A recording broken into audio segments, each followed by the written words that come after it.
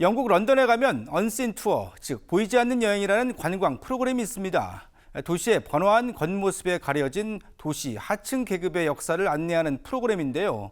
이 취지에 걸맞게 관광 가이드는 노숙자들이라고 합니다. 런던 동부에 있는 상업과 금융의 중심지 카나리 워프. 하지만 그 뒤에는 노예 무역과 하층 노동 계급의 피와 땀이 서려 있습니다. 화려한 건물 아래 가려진 카나리 워프의 서글픈 역사는 관광 안내를 맡은 고든의 삶과 얽히며 더 설득력을 얻습니다. 고든은 런던에서 가장 소외된 계층 가운데 하나인 노숙자입니다.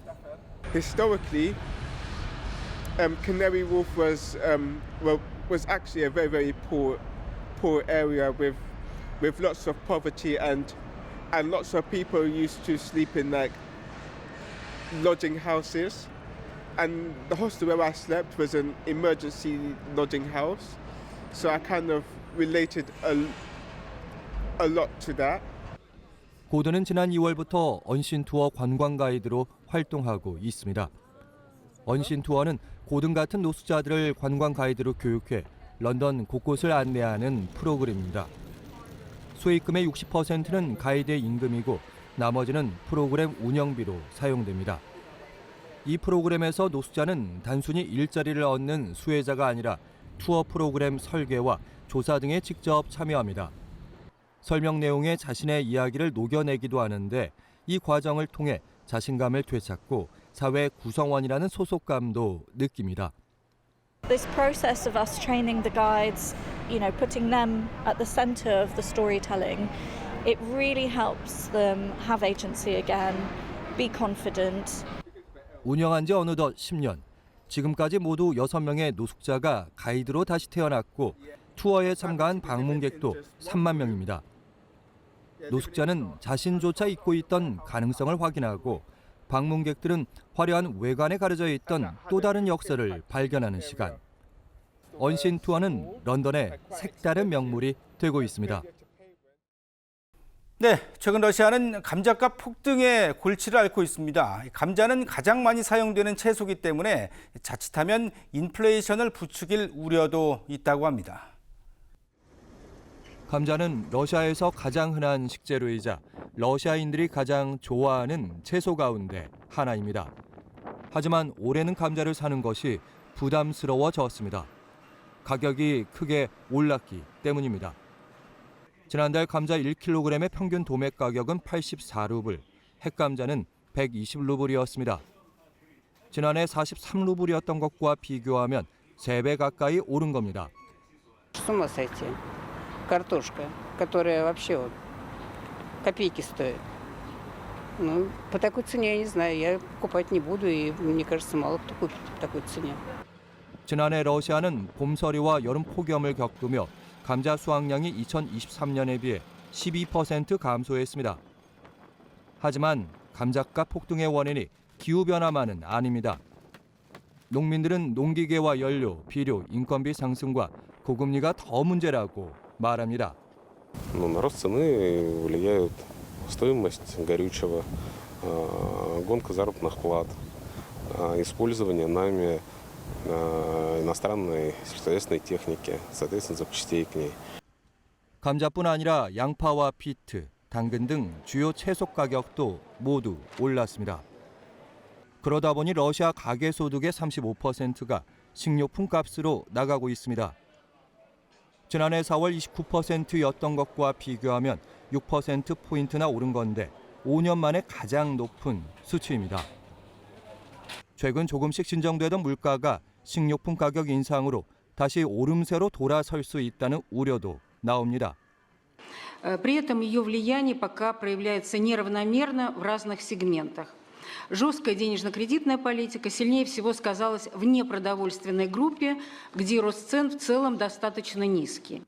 블라디미르 푸틴 대통령은 감자 부족 현상을 인정하고 대책 마련을 지시했습니다. 당국은 상품 가치가 떨어지는 감자도 적극 소비할 것과 일부 지역에서의 감자 수출을 제한했습니다. 아울러 이집트와 벨라루스 등에서 감자를 수입하고 있다며 8월이면 가격이 안정될 것이라고 밝혔습니다. 네, 본격적인 휴가철이 다가오면서 스페인 주민들은 또다시 물총을 집어들었습니다. 더위를 식힐 물놀이를 하려는 게 아니라 관광객을 막기 위한 건데요. 시민들은 관광 산업의 부작용을 지적하며 물총을 들고 시위를 벌였습니다. 스페인 바르셀로나 도심이 퍼포먼스 시위 현장으로 바뀌었습니다. 장난감 물총을 든 시위대가 호텔과 상점 입구에 물을 뿌리고 거리 곳곳에선 형형색색의 연막탄이 터졌습니다. 끊임없이 몰려드는 관광객에 지친 시민들은 도시가 점점 테마파크처럼 변하고 있다고 호소했습니다. Y lo único que estamos consiguiendo es más precarización, más pobreza y que la gente se esté yendo de la ciudad. 시위대는 관광객을 비난하는 것이 아니라 도시가 관광에만 맞춰지는 현실을 문제 삼고 있습니다. 바르셀로나는 세계에서 관광객이 가장 많이 몰리는 도시 중 하나로 매년 3천만 명 이상이 이곳을 찾고 있습니다. 임대료와 생계비는 급등했고 죽어지는 관광객을 위한 숙박업소로 바뀌고 있습니다. Disculpa, los sueldos que se están pagando pues no alcanzan para el coste de la vida actual. Y gran parte del de los precios que hay hoy en día en Barcelona, tanto para los alquileres como para el consumo, vienen determinados por el turismo. 시민들의 불만이 커지자 시 당국도 대응에 나섰습니다. 단기 임대 금지와 관광세 조정 등을 통해 주택난과 생계비 부담을 줄이겠다는 계획입니다. 지난 3월엔 스페인 헌법재판소가 바르셀로나 시에 2028년까지 단기 임대 전면 금지 조치에 합헌 판결을 내리기도 했습니다. 하지만 시민들은 여전히 부족하다고 말합니다. Hay que reducir la capacidad de alojamiento de la ciudad, recuperar casas para la gente a precios asequibles, hay que reducir la hipermovilidad, hay que olvidar. 시위대는 에어비앤비 규제는 물론 관광객 감축과 공항 확장 반대까지 요구하며 지속 가능한 도시를 위한 해법을 촉구하고 있습니다. 네, 러시아의 군사적 위협이 강해지면서 유럽 각국은 안보를 강화하고 있는데요. 독일에서는 징병제를 부활시켜야 한다, 이런 목소리도 커지고 있습니다. 병력 부족 문제를 해결하기 위해서 여성도 포함해야 한다, 이런 주장도 나오고 있습니다. 우크라이나 전쟁 이후 나토 내 군사적 책임이 커진 독일. 가장 큰 과제는 병력 부족 문제입니다. 현재 독일 연방군의 병력은 약 18만 명으로 나토가 요구한 목표치를 채우기엔 부족한 실정입니다. 보리스 피스토리우스 국방장관이 징병제 재도입 가능성을 처음으로 공식 언급하며 논의에 불을 지폈습니다. 다만 인프라 현실을 고려할 때 당장의 재도입은 어렵다는 점도 분명히 했습니다. Rund 50.000 bis 60.000 Soldatinnen und Soldaten. Uns nützt eine Wehrpflicht jetzt gar nichts, weil wir die Kapazitäten weder in den Kasernen noch in der Ausbildung haben. 독일 정부는 우선 자원 입대를 늘리고 시설을 정비한 뒤 징병제 도입 여부를 단계적으로 검토하겠다는 입장입니다. 하지만 정치권에서는 즉각적인 징병제 부활을 주장하며 논쟁이 가열되고 있습니다. 여성도 남성과 동등하게 의무복무에 포함시켜야 한다는 주장까지 나오고 있습니다. 이 같은 흐름은 러시아의 군사적 위협에 대한 경계심이 고조된 것과 무관치 않습니다. We must have more forces and capabilities to implement our defense plans in full. The fact is, danger will not disappear, even when the war in Ukraine ends. 독일군 수뇌부 역시 러시아가 4년 안에 나토 국가를 공격할 수 있다는 가능성을 경고했습니다. 독일 정부는 올해 안에 징병제 관련 병역법 개정안을 마련하는 등 본격적인 입법 절차에 나설 가능성이 큽니다. 하지만 집권 연정 내에서도 모병제 유지를 주장하는 사회민주당과의 입장 차이로 정치적 진동이 예상됩니다. 안보 강화와 국민 합의 사이에서 징병제 재도입 여부가 독일 안보 정책의 중대한 분기점이 될 전망입니다. 하얀색 물체가 모래사장 위를 걸어다닙니다. 커다랗고 독특한 모습의 해변 괴물이라고 불리기도 하는데요. 네 발 달린 동물 다리를 표현한 작품 말고도 애벌레처럼 움직이는 다양한 작품을 구경할 수 있습니다. 하얀 천을 이용해 풍력으로 움직인다는 점이 특징인데요. 네덜란드 예술가 테오 얀센은 오래도록 작동하는 이동식 조각품을 만들기 위해 끊임없이 노력하고 있습니다. 독일 국회의사당이 조명 예술을 펼치는 도화지가 됐습니다. 거대한 예술 작품을 보기 위해 많은 시민이 모였는데요. 1995년 6월 예술가 크리스토와 잔 클로드가 펼쳤던 미술 프로젝트를 재현한 겁니다. 행사 주최자와 베를린 시장 등 주요 인사가 버튼을 누르자 조명이 켜졌는데요. 주최자는 당시 프로젝트를 베를린 장벽이 무너진 후 기념비적인 예술작품으로 평가하면서 30주년을 기념했습니다. 스페인에서 가장 오래된 식당이라는 타이틀을 놓고 쟁탈전이 벌어졌습니다. 수도 마드리드 중심부에서 1725년에 문을 연 식당 보틴이 세계에서 가장 오래된 식당으로 알려져 있는데요. 멀지 않은 곳에서 가족이 운영하는 식당 카사페드로가 23년 앞선 1702년에 설립됐다며 증명에 나섰습니다. 카사페드로 주인은 지역 기록 보관소를 꼼꼼히 살펴보고 역사학자를 고용했는데요. 1702년부터 카사페드로라고 적힌 로고를 증명하기 위해 여전히 노력 중입니다. 107세 생일을 맞은 할머니가 잊지 못할 하루를 보냈습니다. 영국 국왕에게도 생일 카드를 받았는데요. 그것보다도 감명 깊은 선물이 할머니를 매료시켰습니다. 바로 헬멧을 쓰고 이륜 자동차를 타는 일이었는데요. 고향 그레이트 야머스에서 해본 생애 첫 이륜 자동차 라이딩. 무사히 완주한 할머니는 오픈카에 탄 것 같았다며 신나는 경험이었다고 소감을 남겼습니다. 영국 런던 한 정원에 자리 잡은 놀이터. 원형으로 만들어진 벽 안쪽에는 블록놀이를 할 수 있는 공간이 펼쳐져 있습니다. 유엔이 지정한 국제 놀이의 날을 맞아 서펜타인 갤러리와 블록 장난감 기업 레고가 준비한 설치 미술 작품인데요. 영국 베테랑 건축가 피터 쿡이 설계해 화제가 되기도 했습니다. 아이들이 잠시라도 상상력을 마음껏 펼칠 시간을 제공하고 싶었다고 하네요. 새로 선출된 교황 레오 14세가 군중을 맞이할 때 입고 나온 전례복이 화제를 모았습니다. 교황 프란치스코가 입었던 단순하고 하얀 전례복과는 다르게 붉은색과 금색으로 화려해진 옷 때문인데요. 특히 사제가 입는 옷을 만드는 로마 전례복 재단자들은 화려한 복장이 부활하는 것을 보고 기뻐했습니다. 레오 14세 교황은 복장부터 집전 방식까지 바티칸 고대 전통으로 돌아간다고 밝혔습니다. 네, 끝으로 중동 아시아 지역 소식입니다. 먼저 이란인데요. 이란은 세계적인 산유국이지만 정작 국내는 전력 부족에 시달리고 있습니다. 미국의 경제 제재로 전력 시설에 투자할 돈이 없는 건데요. 잦은 정전이 경제에 악영향을 미치고 있습니다. 테헤란에 있는 한 가구 공장입니다. 최근 일주일에 이틀가량 원하지도 않는 휴일을 보내게 됐습니다. 기계를 가동하려면 전기를 써야 하는데 지난달 순환 정전이 시작됐기 때문입니다. 공장이 가동을 멈추면 직원들은 강제로 쉬어야 하고 월급도 그만큼 줄어듭니다. موقعی که برق میره 100% من اون روز باید تعطیل کنم چون اصلا کارم فقط برش با برقه اون روزی هم که تعطیل میشه حقوق ندارم. 이란의 전력 부족은 해가 갈수록 악화하고 있습니다. 2023년 전력 부족량은 13,000메가와트였고 지난해에는 18,000메가와트로 대폭 늘었습니다. 올해는 25,000메가와트가 부족할 것으로 추산됩니다. 순환정전으로 가장 큰 타격을 입은 이들은 중소상공인들입니다. 정전에 대비하려면 발전기가 필요하지만 발전기 수요가 늘면서 가격이 급등해 또 다른 부담이 되고 있습니다. بله خیلی بیشتر شد. شما 2 سال پیش مثلا ماهی 2تا مسابقه میشه. الان داری هفته 20تا میفروشی. 세계적인 산유국인데도 전력 부족이라는 모순적인 상황에 놓인 이유 가운데 하나는 미국의 경제 제재입니다. 미국의 제재는 이란의 에너지 기반 시설 현대화를 저해하고 신규 가스전 개발도 제한했습니다.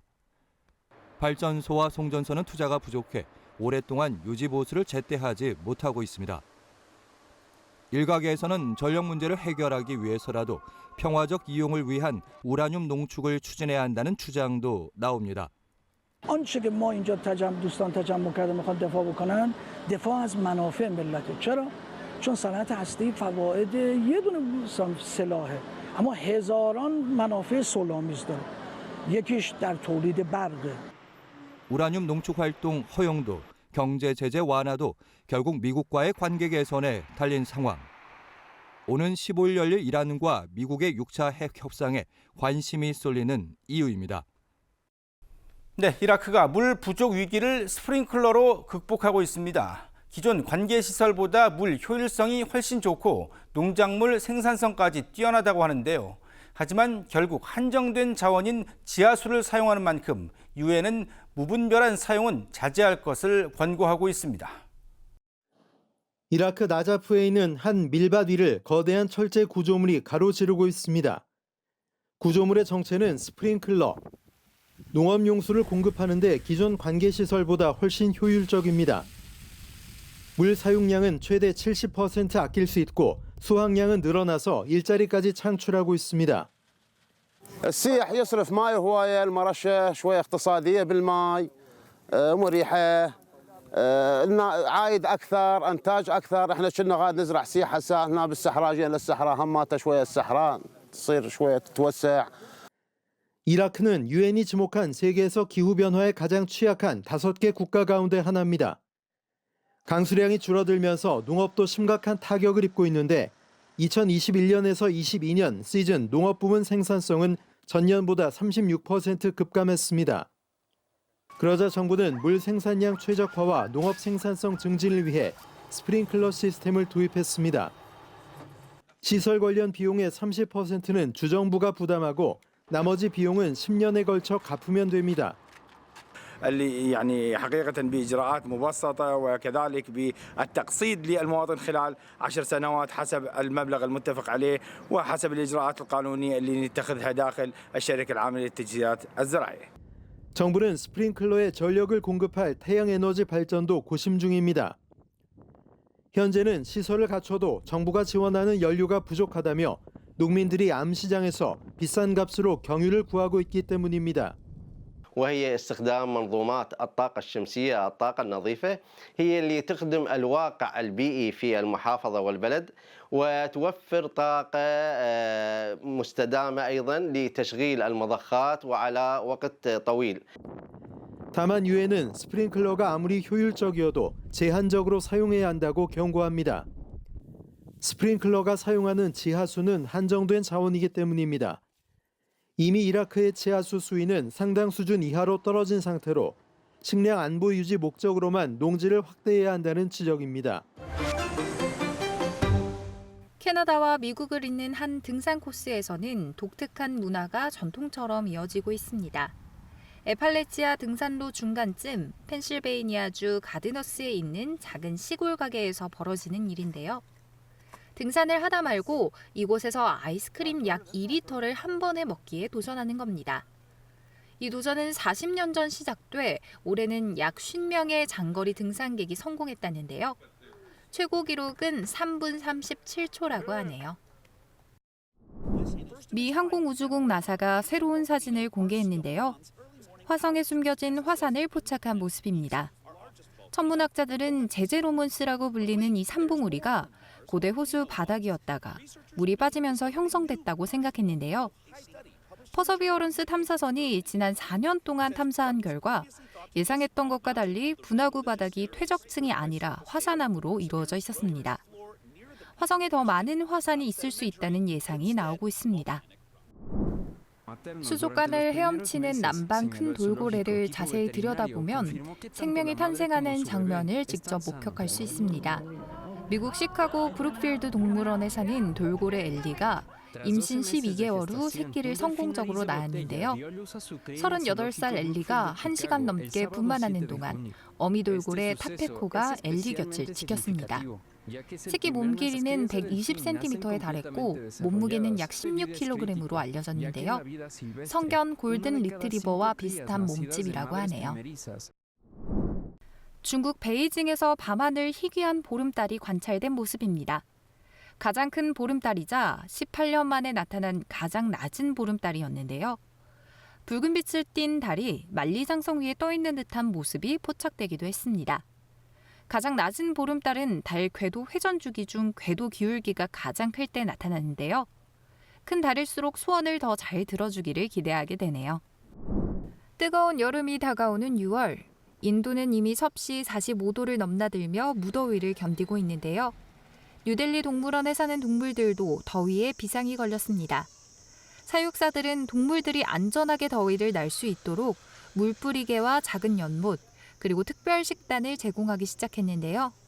호랑이도 원숭이도 더위를 피해 피난처를 찾는 모습이 큰 공감을 불러일으킵니다.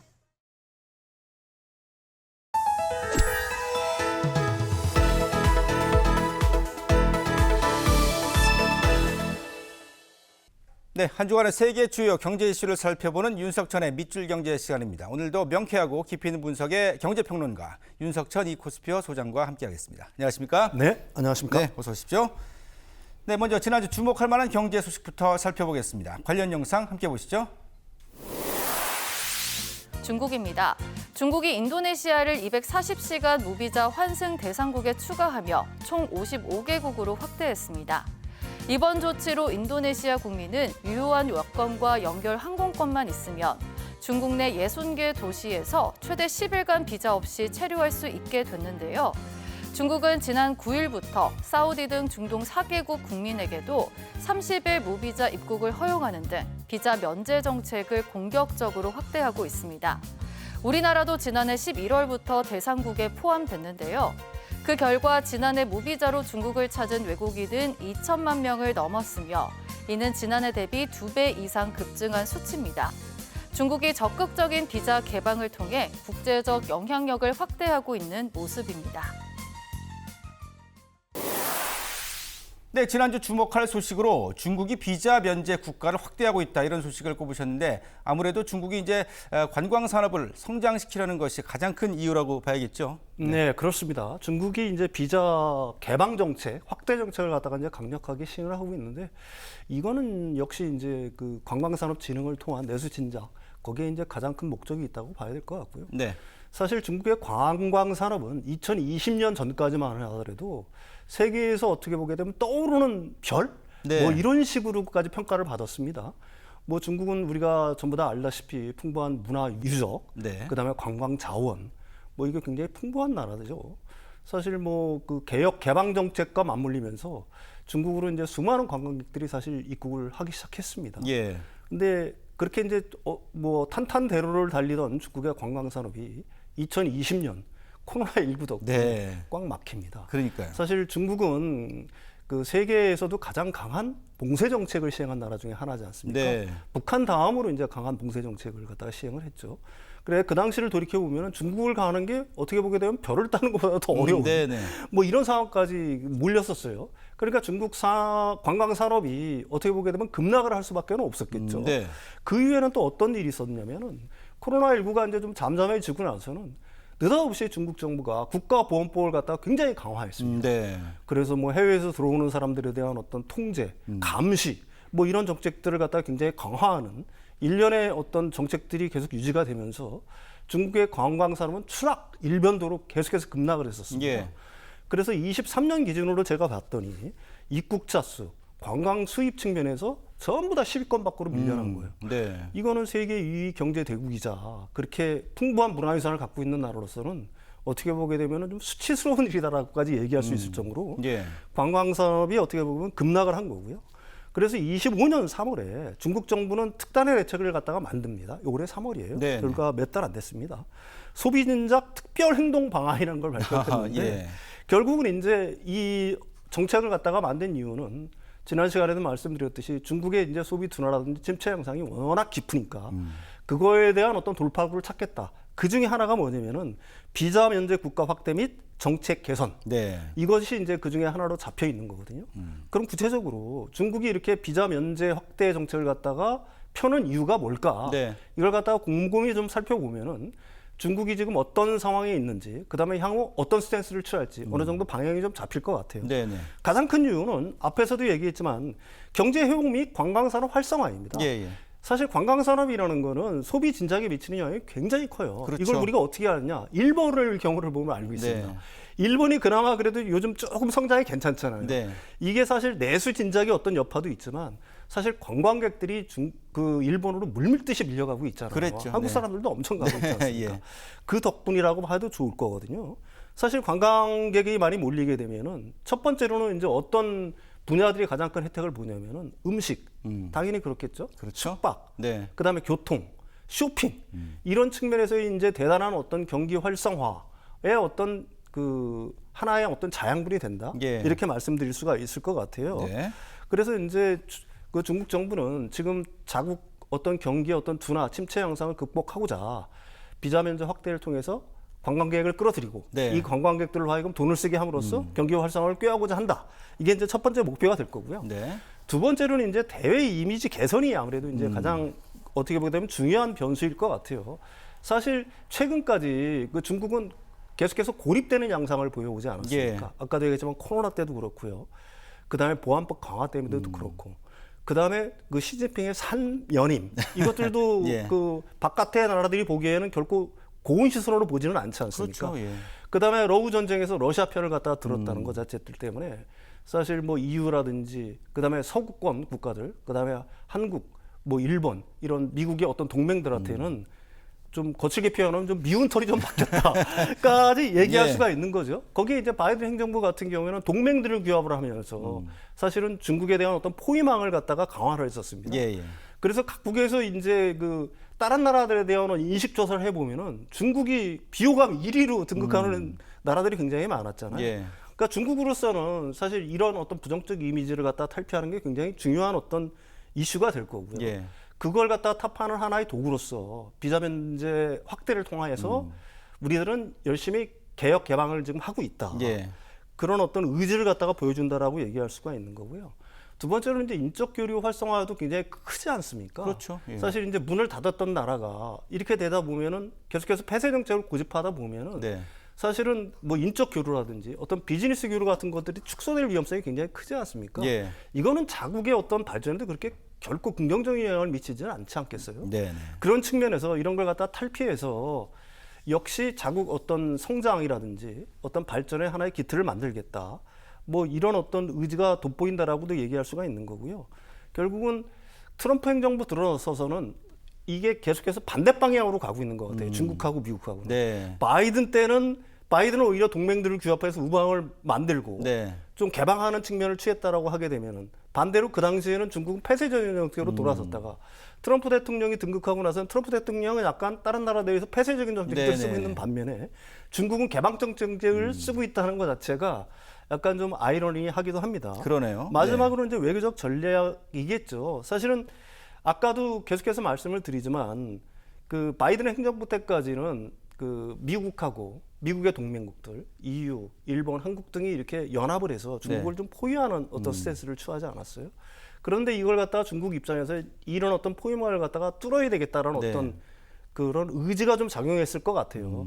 그 중에 하나가 이제 먼저 자국에 대해서 그렇게 우호적이지 않았던 국가들에 대해서 먼저 손을 내미는 네네. 대국의 어떤 그 아량? 포용성을 갖다 보여준다는 예, 측면에서 그런 스탠스를 취하고 있는 거 아니냐. 이건 이제 우리나라 비자 면제의 경우를 보면 알 수 있어요. 예. 이게 작년 11월에 공교롭게도 11월에 우리나라한테 그 비자 면제 그랬죠. 정책을 갖다 시행을 했거든요.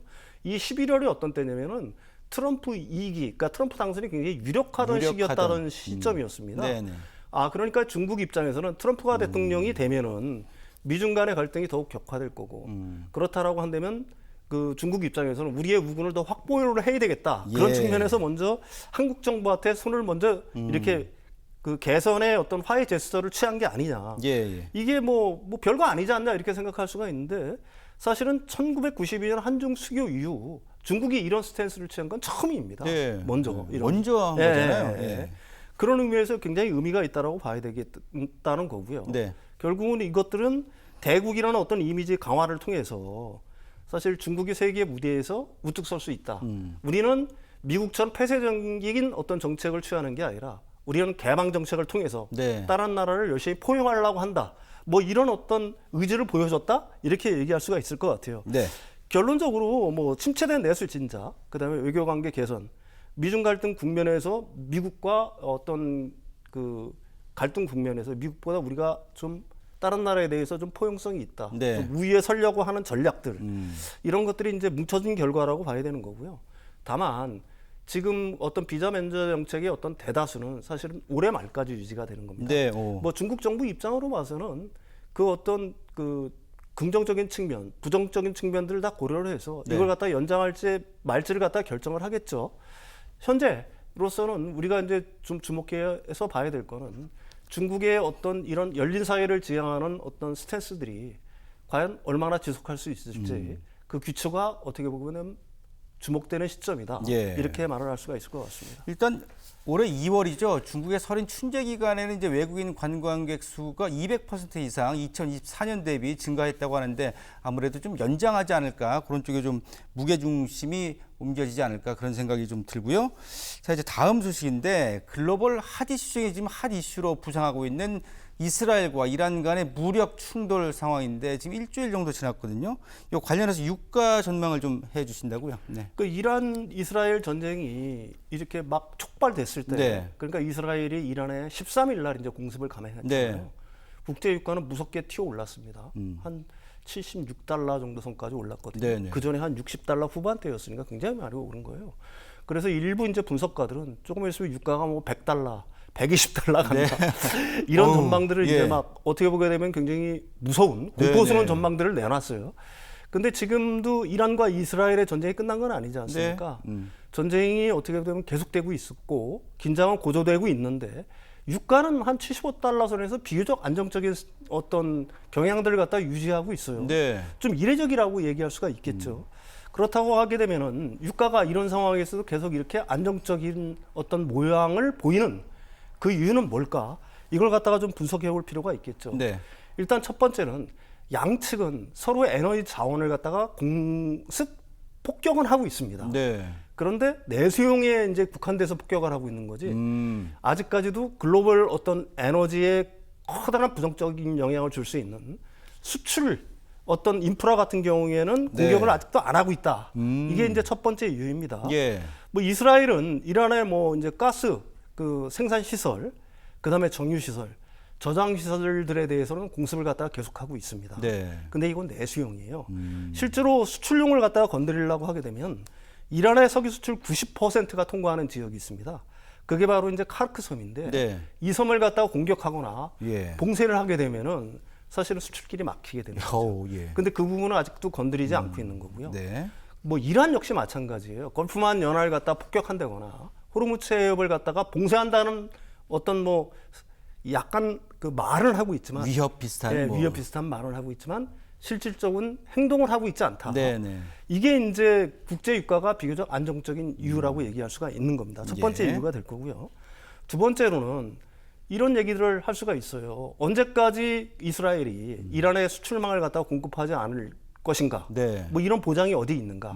그렇다고 하면 뭐 폭격을 가해서 아까도 얘기했지만 카르크 섬 같은 데를 갖다가 봉쇄할 수도 있겠죠. 그런데도 그럼에도 불구하고 그런 상황이 벌어진다고 하더라도 비교적 그 기존 산유국들의 공급망, 그 공급 여력 자체가 굉장히 풍부한 상황이다. 네. 이게 두 번째 이유입니다. 이란은 하루에 330만 배럴을 갖다가 생산을 해서 그중에 170만 배럴 정도를 수출을 해요. 그럼 170만 배럴 정도가 수출이 완전히 맥히면은 네. 다른 데서 그 정도를 갖다가 보충해주면 될 거 아니겠습니까? 그렇죠. 네. 지금 오펙 플러스가 갖고 있는 공급 여력은 하루에 한 500만 배럴 정도 됩니다. 이란보다 많죠. 네. 그러니까 그 증산 여력이 충분하다는 얘기가 되는 네. 거고요. 미국 역시 세일오일 그 지금 그 생산업자들이 예. 만약에 유가가 오르게 된다라고 하게 되면은 지금 그 생산을 안 하고 있는 지역들에서 급격히 생산이 증가할 가능성이 있다는 얘기예요. 그렇겠죠. 네. 그러니까 공급 여력이 충분하다. 어. 이게 이제 두 번째 이유입니다. 세 번째로는 사실 그 이란과 그 이스라엘 간의 전쟁에서 전력 차가 생각보다 너무 심하게 난다. 이스라엘의 어떤 전력이 생각보다 굉장히 우월하다는 게 지금 입증이 되고 있잖아요. 예. 이거는 뭐 여러 가지 이유들이 있겠죠. 이란을 갖다 대리하던 국가들, 프록시 국가들이라고 보통 얘기합니다. 그렇죠. 네. 뭐 헤즈볼라라든지 네. 후티라든지 시리아 같은 경우도 이제 친서방으로 돌아섰고요. 이런 것들이 거의 뭐 괴멸되거나 힘을 잃었어요. 네. 그다음에 이제 이란을 도와줄 수 있는 국가들, 러시아가 대표적이겠죠. 네. 러시아는 지금 우크라이나하고 지금 전쟁 중이지 않습니까? 여력이 없어요. 없죠. 네. 그러니까 그 이스라엘을 도와줄 수 있는 큰 뒷배는 있지 않습니까? 미국이라는 미국. 뒷배가 있는 반면에 이란을 갖다가 뒤에서 서포팅 해줄 수 있는 국가가 마땅치 않다. 네. 중국이 뭐 약간 지금 뭐 지원을 하고 있다라고는 하지만 뭐 공식적인 건 아니지 않습니까? 네네. 그런 측면에서 이번 전쟁이 그렇게 오래 가지는 않을 것 같다. 이런 어떤 전망들이 있는 거고요. 네. 마지막으로 이제 가장 우려하는 사람들이 얘기하는 게 뭐냐면 호르무즈 해협을 갖다 봉쇄하면 어떻게 할 거냐 이런 식으로 얘기를 해요. 만약에 호르무즈 해협을 갖다 봉쇄한다고 하게 되면은 지금보다 유가는 35% 정도. 그러니까 100달러 선을 넘어서서 120달러 뭐 이렇게까지 갈 수 있다라고 얘기를 합니다. 네. 왜 그러냐면 세계 원유 유통 물량의 20%가 사실은 호르무즈 해협을 통과하는 거거든요. 예. 근데 호르무즈 봉쇄 얘기는 계속해서 나와요. 중동에서 어떤 긴장이 고조될 때마다. 근데 역사적으로 호르무즈 해협이 봉쇄된 적은 한 번도 없습니다, 지금까지. 예. 가장 크게 이제 그 호르무즈 해협에서 긴장이 발생했던 때가 언제냐면은 1980년에서 1988년까지였을 거예요. 이란하고 전쟁. 이라크 전쟁 때 그쪽에 그때 봉쇄를 한 게 아니라 기뢰들을 갖다가 설치를 했습니다. 네네. 그 기뢰 설치 때문에 그 통행에 위협이 되면서 그렇죠. 그때는 유가가 폭등을 했던 거고요. 실제로 호르무즈 해협이 봉쇄된 적이 한 번도 없거든요. 예. 이 호르무즈 해협을 갖다가 만약에 이란이 봉쇄를 한다고 하게 되면은 아까도 말씀드렸듯이 이란이 지금 하루 수출 물량이 한 170만 배럴 정도 돼요. 그게 네네. 호르무즈 해협을 통과해서 가는 거거든요. 이란도 수출을 못해요. 이란도 손해다. 이란도 손해인 거고. 네네. 두 번째로는 호르무즈 해협을 그 봉쇄함으로써 얻을 수 있는 이란의 이익이 과거에 비해서 훨씬 적어졌어요. 호르무즈 해협을 갖다 봉쇄하면은 미국이 가장 큰 타격을 받아야 될 거 아니겠습니까? 그렇죠. 근데 미국 같은 경우는 벌써 이제 원유 거의 자립국이에요. 에너지 자립국이 네, 됐단 맞습니다. 말입니다. 네. 그러니까 걸프만에서 의존하는 비중이 8% 정도, 8.5% 정도밖에 안 돼요. 네. 그러니까 미국에 대한 어떤 레버리지가 될 수 없다. 그리고 만약에 이걸 갖다 봉쇄하면 실질적인 타격을 누가 받느냐? 바로 중국, 인도, 한국, 일본이 받아요. 우리가 문제죠, 지금. 그렇습니다. 근데 중국이 만약에 이 타격을 받으면 중국이 가만히 있을까요? 그렇겠네요. 그러니까 반이란으로 돌아설 가능성이 있다는 얘기죠. 네. 무엇보다도 사실은 진짜로 봉쇄에 나선다라고 하게 되면은 미국의 군사 개입이 본격화될 수밖에 없어요. 네네. 세계 경제가 너무 위험에 처하기 때문에 그러면 이란에 진짜로 위험해질 수가 있겠죠. 네. 뭐 이런 이유들 때문에 호르무즈 해협의 봉쇄 시나리오는 사실 극단적으로 확률이 낮다라고 네. 얘기할 수가 있는 거예요. 그래서 유가가 현재 이런 이유들 때문에 비교적 안정적인 상황을 유지하고 있는 거고 네. 장기적으로는 지금보다 훨씬 떨어질 가능성이 많다. 이렇게 전망을 하고 있는 겁니다. 네. 예. 봉쇄 가능성은 뭐 상당히 낮다 이렇게 지금 시나리오를 쭉 읊어주셔서 이해가 충분히 되셨으리라 생각이 되는데 그래서 유가도 장기적으로는 급등할 가능성도 낮다.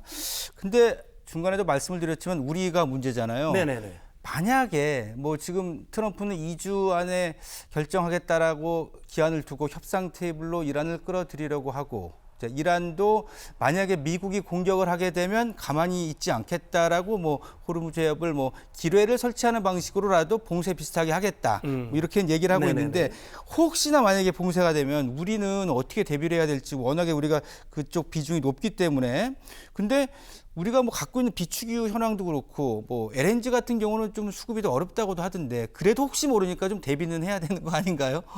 지금 와가지고 네. 어떤 특별한 대비를 한다는 건 참 어려운 거고요. 네. 대부분 장기 계약으로 들어오는 거지 않습니까? 아, 그렇겠네요. 다만 LNG라든지 이런 거는 갖다가 어느 정도 다변화한 줄을 알고 있어요. 미국산 같은 경우도 우리나라에 들어오는 것들이 굉장히 많거든요. 네. 근데 이제 사실 오일 같은 경우에는 만약에 호르무즈에 봉쇄된다라고 그러면 글쎄요, 우리로서는 대책이 거의 없다라고 할 수 있는 거고요. 단 한 가지 믿을 수 있는 거는 사우디아라비아라든지 아니면 UAE 같은 경우는 그 호르무즈 해협 봉쇄를 대비를 해서 홍해 쪽으로 해서 파이프라인을 뚫어놨어요. 아, 네. 물론 전체적으로 지금 물량, 수출 물량의 전체를 그리 보낼 수는 없습니다. 네네. 물량은 좀 적어지겠지만은 뭐 다행히 그런 어떤 루트들도 있으니까 그래도 과거에 비해서는 훨씬 좀 나은 상황이다 이렇게 말씀드릴 수 있을 것 같아요. 그래도 뭐 봉쇄가 혹시나 되더라도 그 기간이 길지는 않을 것 같다. 네네네. 뭐 그런 생각을 좀 해보네요.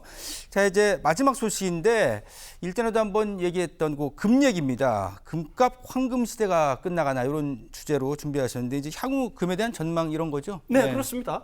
예, 금값은 올해 들어서 30% 급등했습니다. 네네. 제가 지난 시간에도 얘기했지만 금값이 올라가는 이유는 여러 가지가 있겠죠. 네. 뭐 높은 인플레이션 그거에 대한 해증으로 올라갔던 것도 있는 거고요. 예. 아무래도 이제 국제적인 긴장, 네. 뭐 이게 지정학적 긴장, 러시아 우크라이나 전쟁에 의해서 중동의 어떤 지정학적 불안들, 네. 그다음에 트럼프 행정부가 들어서면서 국제 경제 질서가 어떻게 바뀔지 모른다는 어떤 불안감들. 네. 이게 금값은 사실은 불안감을 먹고 산다라고 네, 얘기할 네. 수도 있어요. 예. 그래서 이제 올해 한 30% 이상 올랐던 거고요. 근데 최근 들어서 이제 약간 좀 이상한 어떤 현상들이 이제 벌어지고 있다는 얘기죠. 지난 13일 아까도 얘기했지만 그 이스라엘이 이란에 대한 어떤 공습을 감행한 직후 금값은 좀 올랐습니다. 네네. 그러니까 한 3,450달러 온스당 네. 이 정도까지 이제 좀 급등을 했었어요. 근데 지금 보니까 며칠 지나지 않았는데 여전히 지금 이란과 이스라엘의 어떤 긴장은 계속해서 고조가 되고 있는 상황 아닙니까? 네. 근데 금값은 3,370달러까지 약간 좀 떨어진 상황이에요. 오히려? 예, 오히려 좀 떨어진 상황입니다. 네. 이건 좀 이상한데 이게 어떻게 보게 되면 불안감을 먹이 삼아서 금값이 네네. 오른 건데 불안감이 가신 것도 아닌데 금값이 왜 이렇게 비교적 안정세를 보일까? 이렇게 좀 의구심을 갖는 사람들이 있을 거예요. 예. 근데 마침 그 시티그룹에서 보고서가 하나 나왔습니다. 그러니까 금 투자하신 분들한테는 좀 유의해서 좀 바라봐야 될 보고서인데 예.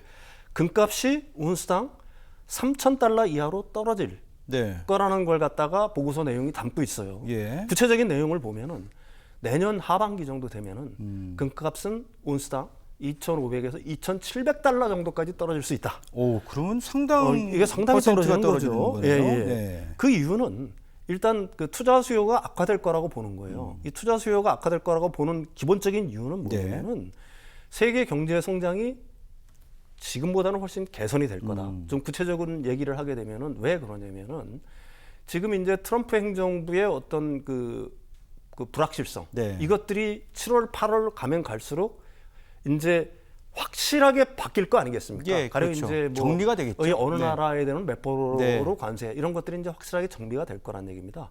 그러니까 불확실성이 거칠 거란 얘기죠. 네. 그다음에 두 번째는 연준의 이제 금리 인하가 본격적으로 시작될 거란 얘기입니다. 예. 보통 이런 식으로 생각들을 많이 해요. 연준의 금리 인하가 되면은 자산 가격이 오르는 거 아니야? 맞습니다. 위험 자산 가격은 오르죠. 예. 근데 금은 안전 자산이라는 걸 여러분들이 항상 생각을 그렇죠. 하셔야 됩니다. 그렇죠. 그러니까 금리 인하가 되면은 오히려 예. 같이 동반해서 하락하는 경향들이 있다. 네. 그러니까 다시 말해서 경기가 개선되고 예. 불확실성이 거치면은 금값은 좀 내려가는 경향이 있다. 네네. 이걸 갖다가 그 시티그룹에서는 얘기를 하고 있는 거고요. 그걸 갖다가 반영을 해서 금값은 좀 앞으로 향후 내려갈 가능성이 많다라고 보고 있는 거고요. 네. 거기에 더해서 지정학적 리스크 그 또한 지금이 정점인 상황이다. 러시아와 우크라이나 전쟁이 지금보다 더 격화될 가능성도 없는 거고요. 그렇죠. 이란과 이스라엘의 이런 어떤 긴장 관계, 어떤 전쟁 양상도 지금이 정점인 상황이지 앞으로는 점점 약화될 가능성이 많다. 네. 뭐 가장 이제 그 희망적인 시나리오는 미국과 이란 간의 어떤 핵 협상이 그렇죠. 완결이 정도. 돼서 네. 이란이 좀 상당 부분 양보는 해야 되겠죠. 예. 핵 협상이 타결이 되면서 네. 이란과 이스라엘 간의 어떤 긴장, 전쟁이 좀 종식되길 뭐 그런 어떤 가능성 그런 것들도 이제 점점 높아진다라고 보는 거고요. 네. 그래서 금값이 조금 하락할 거라고 시티그룹은 주목을 하고 있는 겁니다. 네. 근데 이런 흐름은 뱅크 오브 아메리카가 제가 이제 지난 시간에도 이 시간에도 설명을 드렸는데 매달 그 펀드 매니저들한테 예. 그 설문조사를 합니다. 일종의 그 서베이를 해요. 네네. 6월 달에도 했습니다. 그러니까 6월 6일에서 6월 12일까지 이제 서베이를 했는데 네. 이 조사에서도 금값이 내려갈까라는 어떤 징후들이 좀 많이 보여요. 네. 근데 이게 뭐 그렇게 중요하냐라고 생각할 수 있지만 여기에 참여하는 펀드 매니저들이 222명이에요. 그다음에 이 사람들이 굴리는 자산 규모가 얼마냐? 5,870억 달러입니다. 예, 엄청나죠? 이게 네. 800조 원 정도 돼요. 얼추 계산하면. 그러네요. 그러니까 엄청난 돈을 굴리는 큰 펀드 매니저들이 이제 이 서베이에 응했다는 건데요. 질문을 맨 처음에 이렇게 했어요. 그 가장 선호하는 거래가 현재 상황에서 뭐냐? 네. 첫째, 금매수. 좀 의아하실 거예요. 네. 이분들은 금매수를 추천하네? 이거 뒤에 가서 설명을 하겠습니다. 네. 그다음에 M7 매수. M7이라는 거는 미국의 기술주들이죠. 네. 그러니까 뭐 메타, 아마존, 마이크로소프트, 테슬라, 엔비디아 등등. 네. 이거는 매수해라. 그다음에 세 번째는 미국 달러를 매도해라. 이게 이제 그 세 가지 지금 선호하는 거래라고 얘기를 하는 겁니다. 네. 그럼 아까 원래대로 돌아가서 금매수는 응답자의 41%가 선호를 했습니다. 이게 최고는 최고예요. 네. 근데 5월 달에는 몇 %가 여기에 동의를 했냐? 5월 달에는 58% 펀드 매니저가 금 투자를 선호한다라고 얘기를 했거든요. 하락폭이 크군요. 그러니까 58%에서 41%까지 17%포인트가 줄었다는 얘기입니다. 이 부분에 대해서 주목을 해야 되는 거고요. 반면 M7에 대한 매수는 소폭 늘었고요. 달러 매도는 굉장히 많이 늘었습니다. 네. 이거보다 더 중요한 거는 뭐냐면은 또 한 번의 질문을 한 거예요. 또 하나의 질문. 네. 향후 5년 동안 어떤 자산군이 가장 좋은 성과를 보일까? 이렇게 질문을 했어요. 네. 제일 좋은 성과를 보일 거라고 대답한 건 뭐냐면은 바로 해외 주식입니다. 이 펀드 매니저들 54%가 이렇게 대답을 한 거예요. 네. 우리나라 주식시장 씩씩 달리죠. 바로 이런 예. 영향이 있는 겁니다. 네네. 그다음에 미국 주식을 선택한 비율은 23%에 불과했고요. 향후 5년 동안. 네. 그다음에 금을 선택한 비율은 13%에 불과했습니다. 향후 전망이 금이 안 좋네요. 네, 그러니까 네. 지금이 어떻게 보게 되면 굉장히 높은 정점이라고 얘기할 수가 있는 거고요. 꼭지네요, 꼭지. 네, 예. 그러니까 결론을 얘기하면은 금은 지난 3년 동안 폭등세를 연출하면서 굉장히 강하게 올라왔습니다. 네. 이는 아까도 얘기했지만 뭐 지정학적 고조, 그다음에 긴장 고조, 그다음에 트럼프 대통령의 어떤 정책들, 네. 뭐 여러 가지 이유들이 있어요. 중앙은행의 금 매입 뭐 이런 것들이 있는데 그런 것들이 정점을 지나고 있다. 그래서 이렇게 큰 돈을 갖다가 굴리는 그 일종의 이제 스마트mon이라고 보통 얘기를 네. 하죠. 이런 자산을 굴리는 사람들 같은 경우에는 어떤 결정을 하고 있느냐? 금에 대해서는 차익 실현에 나서고 있으며 일부. 네. 그래서 그 차익 실현한 돈을 가지고 다른 자산군으로 서서히 옮겨가고 있다. 네. 이게 현재까지 나타난 시티그룹과 그 뱅크 오브 아메리카 서베이의 어떤 결과라고 얘기할 수가 있을 것 같습니다. 예. 예. 다른 자산군 그러면 지금 뭐 해외 주식하고 뭐 유럽 얘기도 지난번에 해주셨고, 그렇습니다. 예.